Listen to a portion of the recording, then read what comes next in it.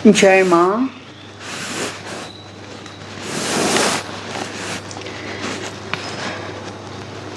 પૂજ્યભાઈના સિટિંગમાંથી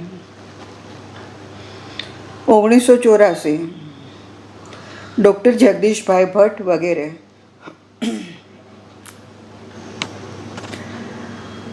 પૂજ્યભાઈ: બોલો જગદીશભાઈ.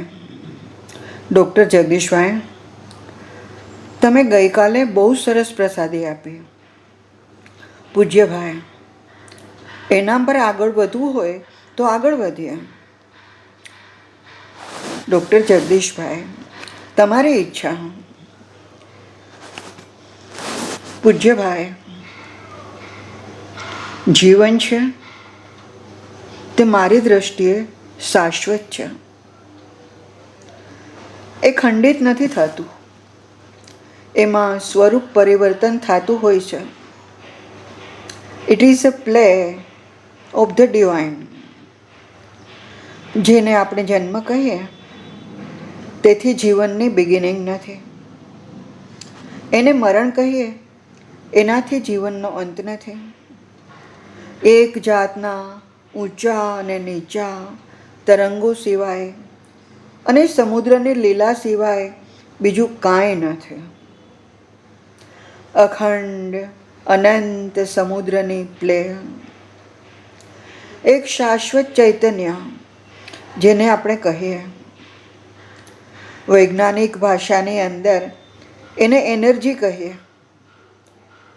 Waves of energy. Quantum theory. એક પછી એક તરંગો એના જેવું. બરાબર ને? એનર્જી નષ્ટ નથી થતી.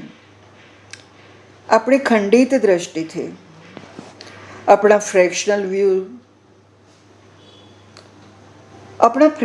વ્યૂ પરથી, ફ્રેક્શનલ વિઝનથી અમુક વસ્તુને ઇમ્પોર્ટન્સ આપીએ, ફિલોસોફીઝ કરીએ, ત્યારે એને આપણે વધારે અગત્ય આપી અને એને જ ટ્રુથ ગણીએ છીએ. એ આપણી મિસ્ટેક છે. બાકી તો આ એક રિધમ છે. જેમ સવાર, બપોર, સાંજ અને રાત, ઉનાળો, શિયાળો, ચોમાસું. બરાબર?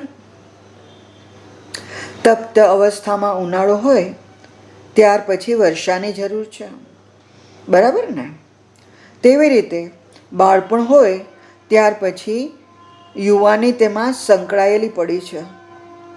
સુષુપ્ત એ ફૂટી નીકળે છે એની અંદર. પછી એની અંદર વૃદ્ધાવસ્થા એ પડેલી હોય છે અને અમુક સમયે વૃદ્ધાવસ્થા ફૂટે છે અને ત્યાર પછી એમાં લય પણ સમાયો હોય છે.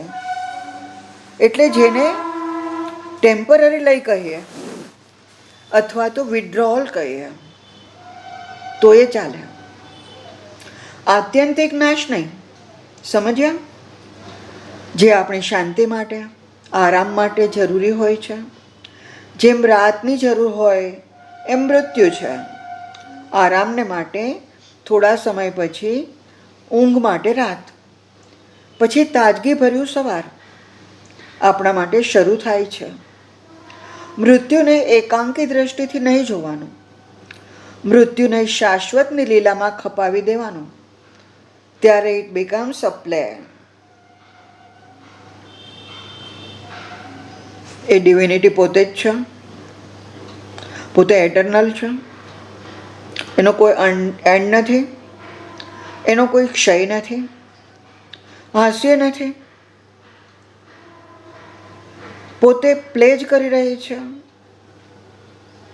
કારણ કે એનો કોઈ મોટિવ નથી, કોઈ ડિઝાયર નથી.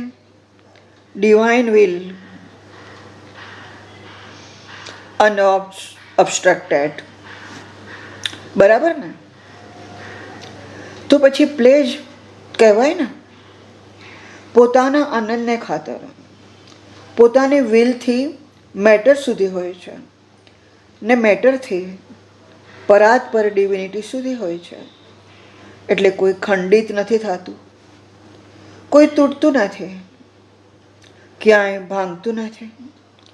કોઈ એક ઠેકાણે એક લડખડ ઉત્પન્ન થયો અને ફૂટી જાય તો તેમાં સમુદ્રને હાનિ નથી.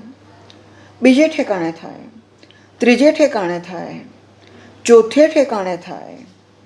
કોસ્મિક અને સુપર કોસ્મિક રીઝન, ઇન્ડિવિજ્યુઅલિસ્ટિક, વ્યક્તિગત અને સાંસારિક. એ પ્રાપ્તિ માટે ભગવાન માટેનો અનંત પ્રેમ, ભગવાન જ્યારે અનંત આપે છે એ તો જ થાય. નહીતર ખંડિત પ્રેમથી, થોડાક પ્રેમથી આપણે યાત્રા શરૂ કરી દઈએ. પૂર્ણ પ્રેમ પરમાત્મા, બાકી વ્યક્તિનો ભવમાં ખૂચેલી છે. ભગવાનની ગ્રેસથી પરમાત્મા માટે પ્રેમ ફૂટે છે. જય માં.